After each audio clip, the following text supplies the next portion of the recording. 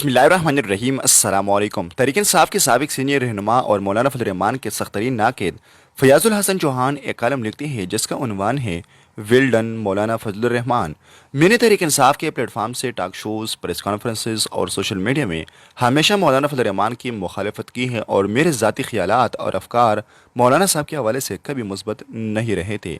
इसकी वजह शायद तहरीक इंसाफ और बानी तहरीक इंसाफ की मौलाना फजल रहमान के हवाले से इंतहा पसंदाना और मुनाफिराना सियासत भी थी। बानी तहरीक इंसाफ ज़ाती तौर पर और मुख्तलिफ मीटिंग्स में इज्तिमाई तौर पर मौलाना फजल रहमान के ख़िलाफ़ जहाँ सख्त करख्त और गैर अखलाकी अल्फाज इस्तेमाल करते थे और पार्टी के बाकी क़ियादत की भी हौसला अफजाई करते थे कि वो मीडिया में मौलाना साहब के हवाले से इंतहा पसंदाना मौक़िफ़ रखे। एक बात तो शुदा है कि आज की 21वीं सदी में कोई फ़र्द भी अखलाक, किरदार, इंसानी अक़दार और तकवा के हवाले से मुकम्मल नहीं है। हर फ़र्द चाहे जो सियासत से ताल्लुक़ रखता हो या फिर मज़हब से मुतल्लिक़ हो, हर एक के अंदर इंसानी जुबलत की बुनियाद पर कई अखलाकी, माशरती और माशी कमियाँ और खामियाँ होती है।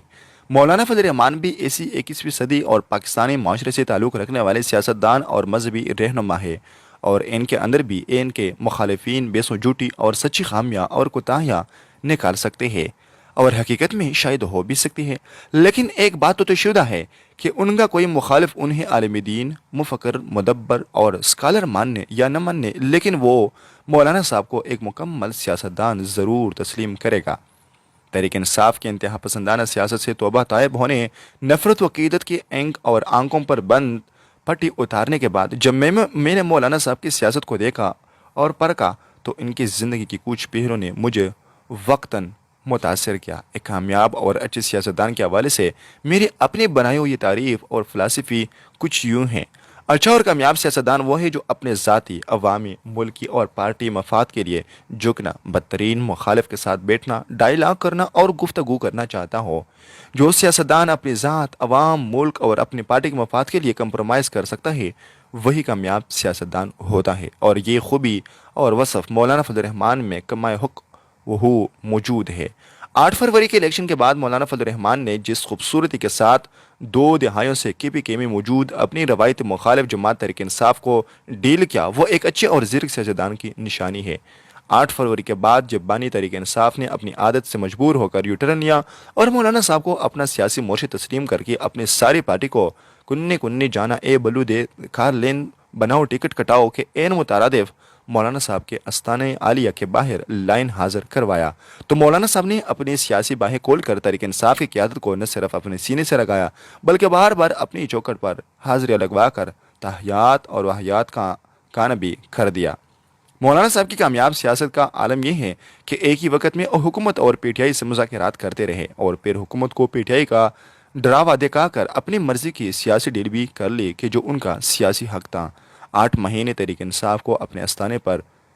जबे झुकवाने और चौखट पर हाजिरा लगवाने के बाद चंद दिन पहले सिमनी के फ्लोर ऑफ द हाउस अपनी तकरीर के जरिए ऐलान कर दिया कि अब सिमनी और हुकूमत यही चलेगी चाहे यह फार्म 45 की है या फार्म 47 की। ऐसे कहते हैं कामयाब सियासी चाल सारी ज़िंदगी के लिए बानी तहरीक इंसाफ और तहरीक इंसाफ को काना भी कर दिया और अपनी पार्टी का बेहतरीन सियासी मफाद भी हासिल कर लिया।